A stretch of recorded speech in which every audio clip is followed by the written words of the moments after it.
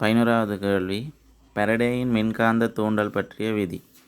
ஏற்றக்காப்பு விதியுடன் தொடர்புடையது, சக்தி காப்பு விதியுடன் தொடர்புடையது, நியூட்டனின் 3ஆம் இயக்க விதியுடன் தொடர்புடையது, கோண உந்தக்காப்பு விதியுடன் தொடர்புடையது, ஏகவரிமான உந்தக்காப்பு விதியுடன் தொடர்புபட்டது. ஃபாரடே என்ன சொல்லியிருக்காருண்டா, தூண்டல் இயக்கத்தில் தூண்டப்பட்ட மின்னியக்க விசை காந்தப்பாய மாற்ற விகிதத்திற்கு நேர்விகித சமம். அதாவது தூண்டப்பட்ட மின்னியக்கு விசை ஈன்னு சொன்னோம்னா அது என்னத்துக்கு நேர்விகித சமனாக காணப்படும்னா காந்தப்பாய மாற்ற விகிதம், அதாவது delta B over delta T. அப்படின்றா என்னென்னா அலகு நேரத்தில் ஏற்பட்ட காந்தப்பாய மாற்றம் அதுக்கு நேர்விகித சமனாக இருக்குமா.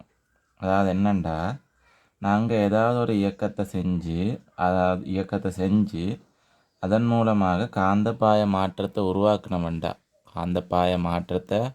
உருவாக்கினோம்டா அதனால் வர காந்தப்பாய மாற்ற வீதம் என்னத்துக்கு நேர்விகித சமன், அதனால் உருவாக்குற மின்னியக்க விசைக்கு நேர்விகித சமனாக காணப்படும்.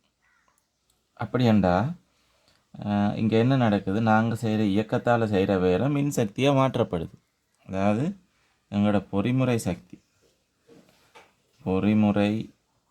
சக்தி மின்சக்தியாக மாற்றப்படுது. அப்போ என்ன இங்கே காக்கப்படுது, இப்போ இங்கே என்ன காக்கப்படுது எங்களுக்கு தெரியும். சக்தி காப்பண்டா என்னது, சக்தி காப்பண்டா சக்தியை ஒரு வடிவத்திலேருந்து இன்னொரு வடிவத்துக்கு மாற்றத்தான் முடியும், சக்தி ஆக்கவோ அழிக்கவோ முடியாது. இதுதான் என்னது சக்தி காப்பு விதின்றது. அப்போ இங்கே ஒரு சக்தி இன்னொரு சக்தியாக மாறி இருக்கு. அப்போ இது என்னது சக்தி காப்பு விதியை தானே குறிக்குது. எனவே ஆன்சர் 2. என்னுடைய விளக்கங்கள் உங்களுக்கு திருப்திகரமாக இருந்ததுண்டா இந்த வீடியோவை சப்ஸ்கிரைப் பண்ணி, லைக் பண்ணி, ஷேர் பண்ணி ஒரு சப்போர்ட் பண்ணுங்கள். வீடியோவில் எதுவும் குறை நிறைகள் இருந்ததுண்டா கமெண்ட்டில் மறக்காமல் தெரிவிங்க.